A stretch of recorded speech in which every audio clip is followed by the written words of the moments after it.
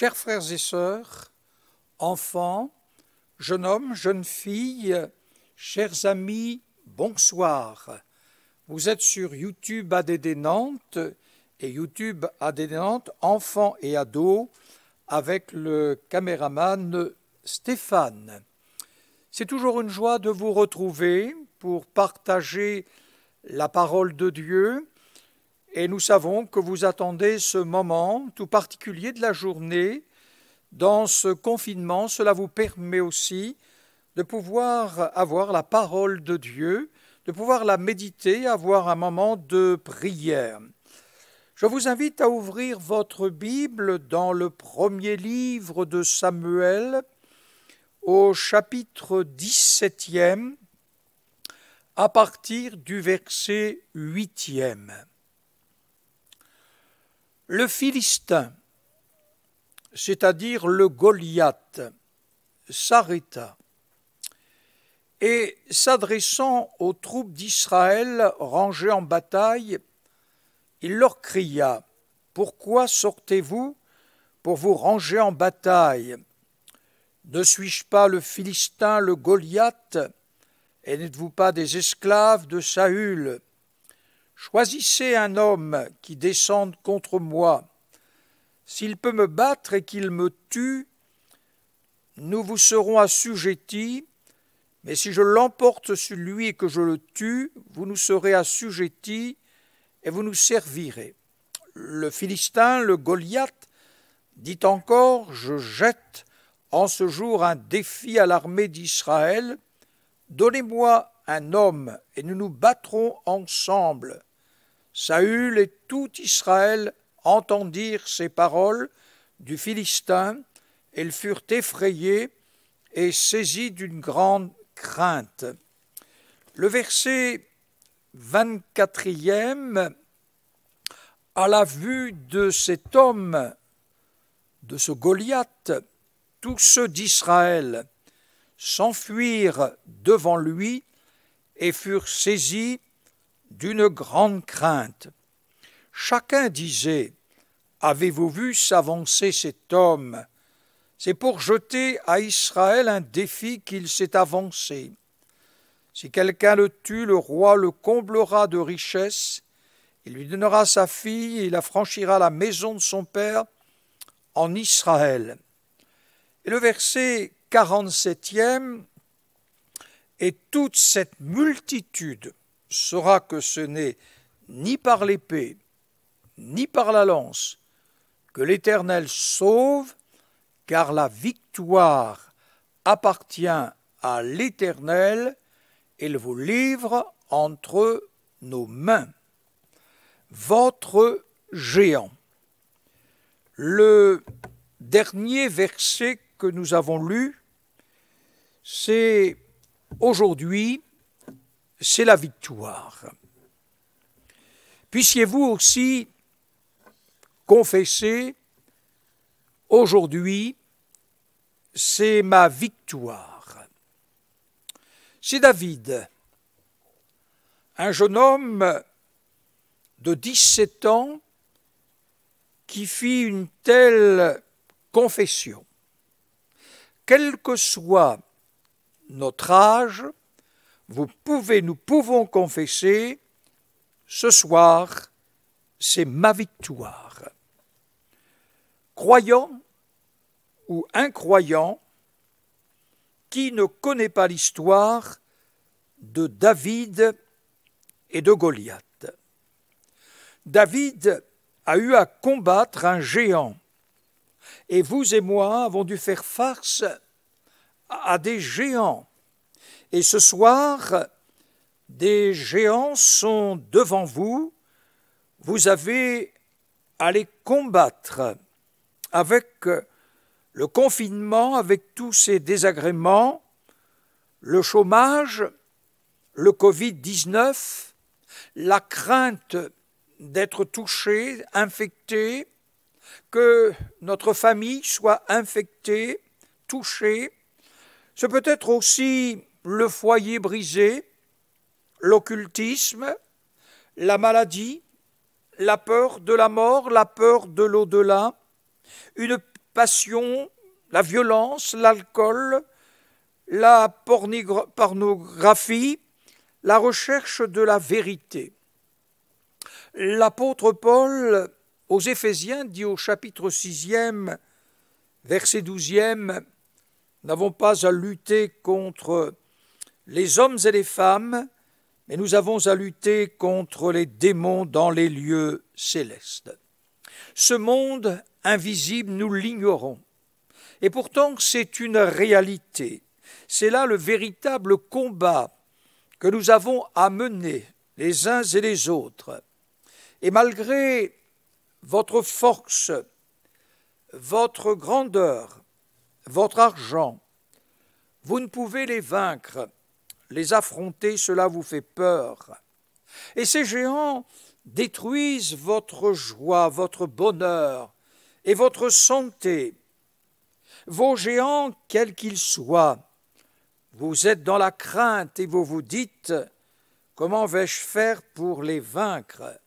Et vous demeurez face à eux sans aucun moyen de défense. Et à la vue de vos géants, vous êtes en fuite. Ce Goliath, qui mesurait plus de 3 mètres, personne ne voulait l'affronter. Ils se sont laissés persuader, vous ne pouvez le vaincre, vous n'avez personne, vous ne vous en sortirez point, et ils l'ont cru. Il arrive parfois, car à l'intérieur de nous-mêmes, il y a 3 pensées qui agissent. Nos pensées naturelles, je parle, je me déplace, je fais tel acte, je fais autre acte, ça ce sont mes pensées. Et puis, il y a une autre pensée qui est sournoise. Elle vient insidieusement dans notre pensée et nous finissons parfois par être d'accord. Oui, je ne suis pas fort. Oui, il me semble que la vie ne vaut pas la peine d'être vaincue. Et on multiplie les exemples et on se dit, mais à la fin, je suis fou de penser de telles choses. C'est impossible. Et quand on n'a pas la 3e pensée, qui est la pensée de Dieu, la pensée de Jésus-Christ, pour faire face à ces choses, eh bien nous finissons par nous laisser persuader que ce que nous entendons, sans discernement, c'est la voix du diable, c'est la voix des mauvais esprits. C'est une réalité, quel que soit l'être humain, quel que soit son rang social, il doit y faire face. Si l'homme est sans ressources, Dieu, lui, ne l'est pas. Il a la solution à chacun de nos géants. Et la Bible dit qu'à Bethléem se trouvait David, ce jeune qui avait une beauté, blondiné, les yeux bleus, et son père l'envoya sur le champ de guerre pour apporter du ravitaillement à ses frères et lui rapporter des nouvelles. David a vu des personnes découragées. Il a reçu des découragements de la part de ceux qui étaient découragés. Mais David avait une réponse. Oh, on dira, cet ado ne connaît pas la vie. Cet ado, il est jeune, il est prétentieux, il n'a aucune expérience. Oui, c'est peut-être vrai. Mais David communique un message d'espérance à ceux qui étaient découragés. Et ceux qui étaient découragés, c'était le roi Saül, qui était aussi pratiquement aussi grand que le Goliath. C'était aussi l'armée d'Israël. Et ce jeune homme dit que personne ne se décourage à cause de ce Goliath. Et ce soir, que personne ne se décourage à cause de son Goliath. Ce n'est pas seulement de le prononcer, mais c'est de vivre comme David a vécu certaines choses qui l'ont amené à la victoire. Et David, ce jeune homme, avait une réponse aussi. Non seulement que personne ne se décourage à cause de ce Goliath, mais j'irai me battre avec lui. Et vous qui devez faire face à des situations impossibles, qui êtes dans le désespoir, dans l'échec, dans le tourment, vous pleurez, vous avez peur, vous avez besoin de pardon, de guérison, de délivrance, de victoire, alors même que vous connaissez la défaite. Vous chancelez sous les coups d'un adversaire qui vous a terrassé. Peut-être vous êtes aussi endeuillé. Vous avez perdu un être cher. Vous n'avez pas fait votre deuil parce que vous n'avez pas pu faire ce que vous vouliez dans le service funéraire. Oui, vous êtes seul avec vous-même, vous pleurez un être cher, et vous êtes déstabilisé en vous-même. Personne, malheureusement, n'est à l'abri. On le voit, des milliers sont morts, sont décédés, et pourtant, ils ont été frappés, ils avaient envie de vivre. Quelle que soit la situation ce soir, que personne ne se décourage à cause de son Goliath. Prenez courage, c'est aujourd'hui votre victoire. David était un homme de foi, de courage. La Bible nous dit que dans le désert, il gardait les brebis de son père et il avait dû faire face à bien des combats. Quand le lion, la patte de l'ours venait et prenait une brebis dans sa gueule, David dit qu'il se battait avec l'animal. Et il était victorieux et il retirait avec délicatesse la brebis de la gueule ou de la patte de l'animal. Oui, dans ces combats, il avait remporté maintes et maintes fois la victoire.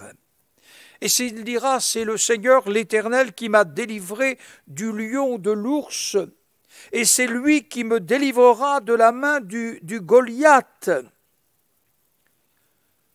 Oui, Saul, le roi Saül, lui remit son armure, lui qui n'avait pas été capable, avec cette armure, d'aller affronter le roi Saül. Mais David retira vite cette armure et le lui a remis. Oui, son propriétaire n'avait pas osé aller se battre. Et chers amis, bien des armures ont été mises sur vos vies peut-être. L'occultisme, l'athéisme, la philosophie, la religion, toutes sortes de choses ont été mises sur le cœur des hommes et des femmes.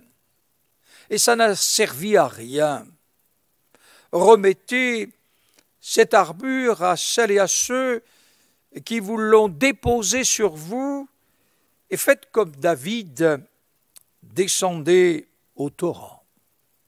Et dans ce torrent, il a vu des pierres et il a choisi 5 pierres. Et David les a mis dans sa gibecière. La Bible dit qu'il s'est mis là devant le Goliath. Le Goliath avait dit « Choisissez-vous un homme ».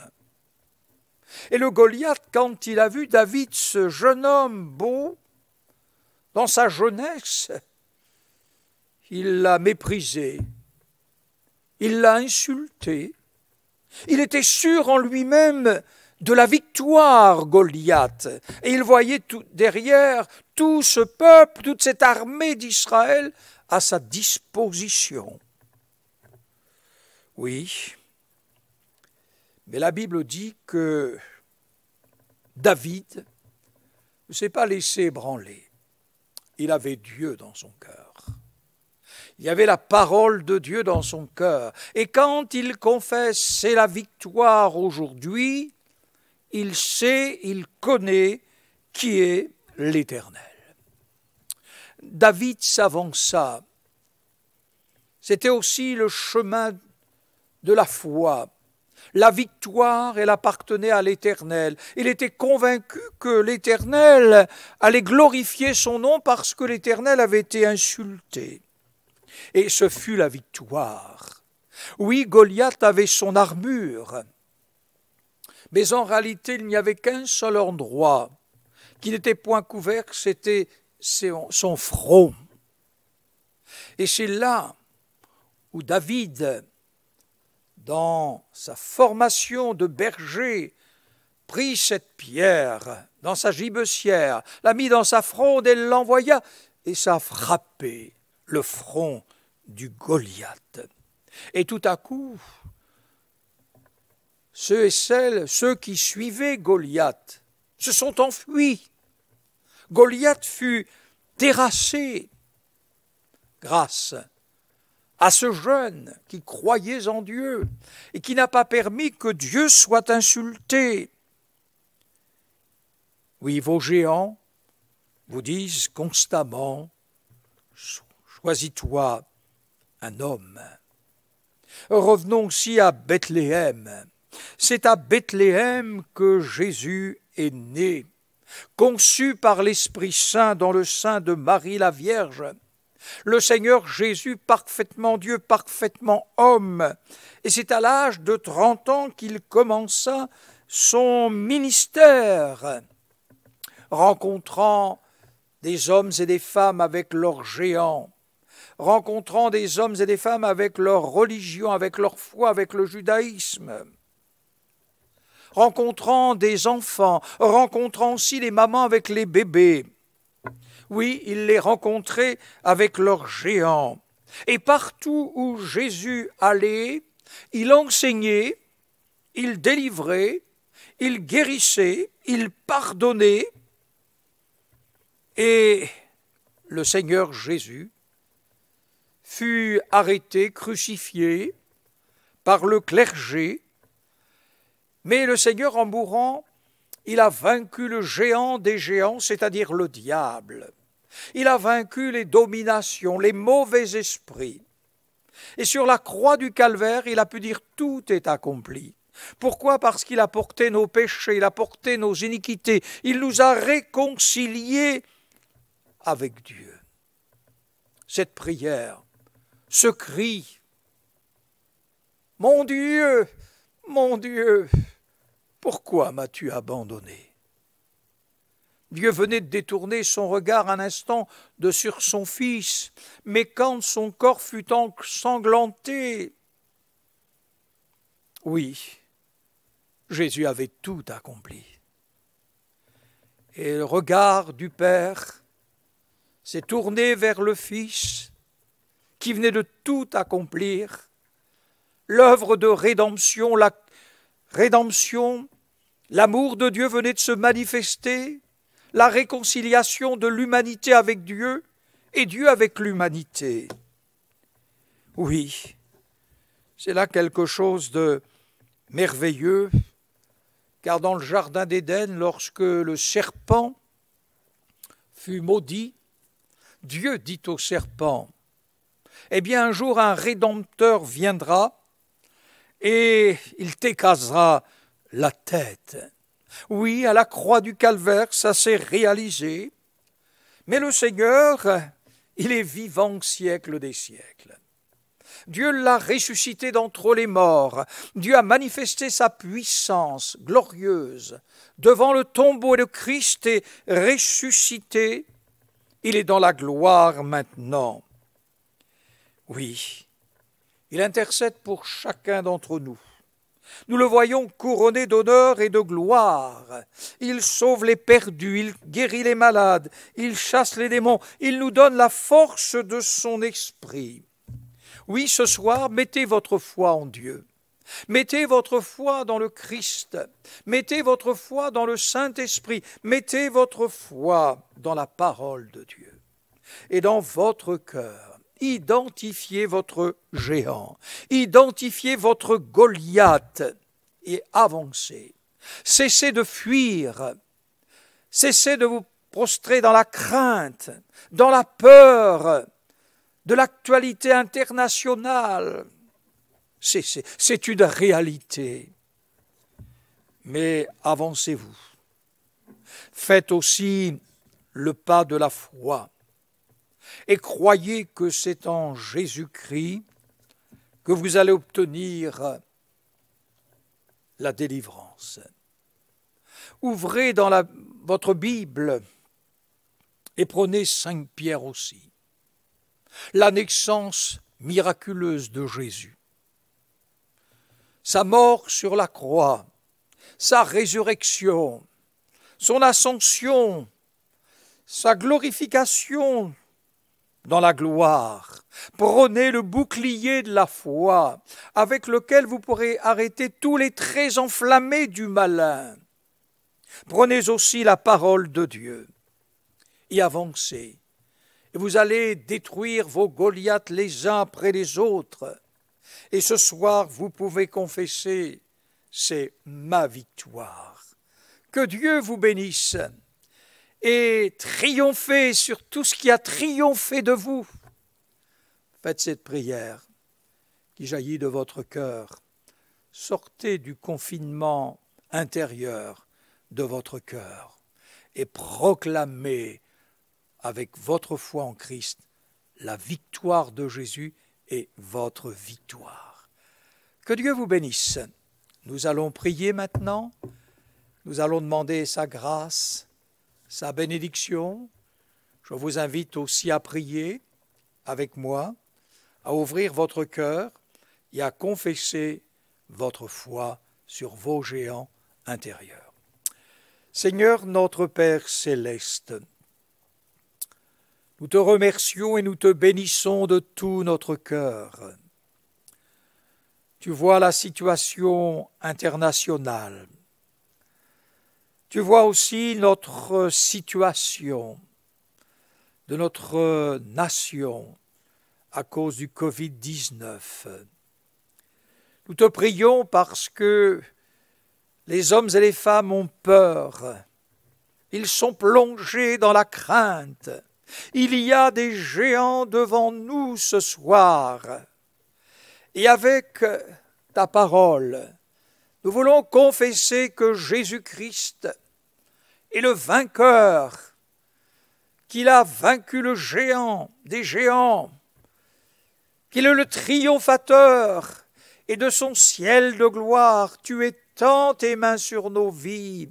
Tu vois les âmes qui sont en train de te prier, d'intercéder. Fais leur grâce, exauce-les de ton ciel de gloire. Libère-les de la crainte, de la maladie. Libère-les de toutes sortes de choses au nom précieux de Jésus. Te remercions pour ton amour, pour ta grâce. Nous te prions aussi pour le corps médical, de les renouveler dans leur force morale, physique, même spirituelle. Là, ils luttent pour arracher les hommes et les femmes qui sont plongés dans un coma artificiel ou autre. Fais leur grâce, Seigneur. Te prions pour chaque malade, Seigneur, quelle que soit sa maladie, pour les familles endeuillées, pour les cœurs brisés. Fais grâce ce soir.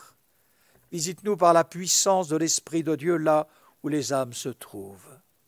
Et à ton nom soit la gloire, la puissance, l'honneur et la victoire. À notre Père céleste, en Jésus-Christ et par l'Esprit de Dieu, et tu bénis ces âmes. Amen. Nous allons chanter un chant. Et je vous invite à écouter, à chanter ce beau chant.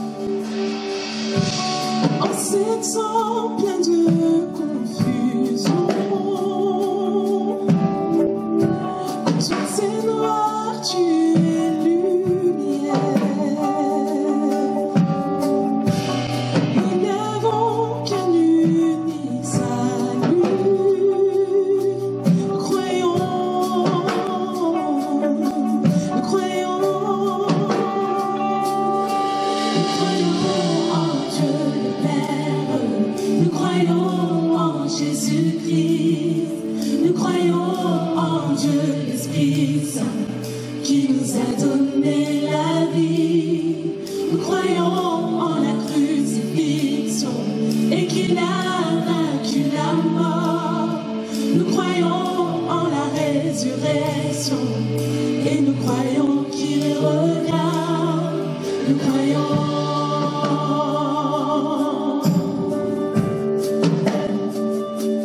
que notre foi soit plus qu'un beau chant, qu'elle surpasse tous nos credos. Dans nos faiblesses et nos tentations, nous croyons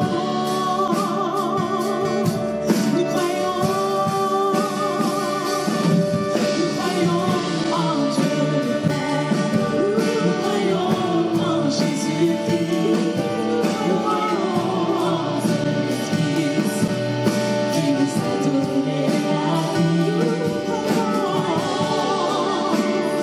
et qu'il a vaincu la mort. Et nous savons qu'il revient, que les morts revivent, les perdus de tout, et qu'enfin l'amour est nom de tout. Oh, par soin de son croyant sur mon Jésus, il a triomphé, désormais le roi est déchiré, son amour pour nous ne changera jamais.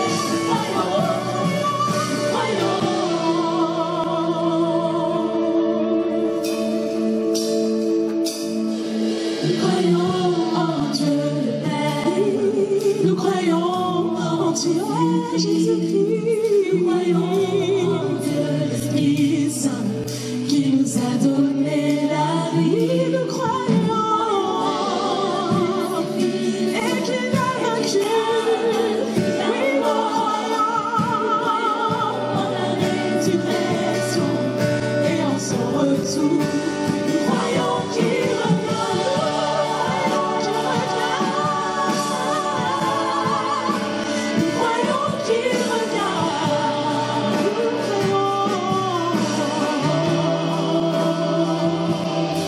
Nous croyons en Jésus, nous croyons en Dieu. Oui, nous croyons.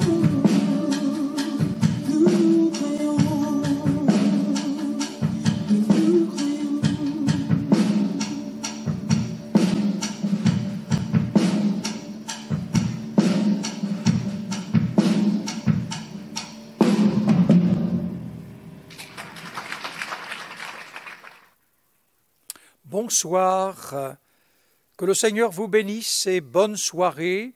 Il y a demain soir 19h30.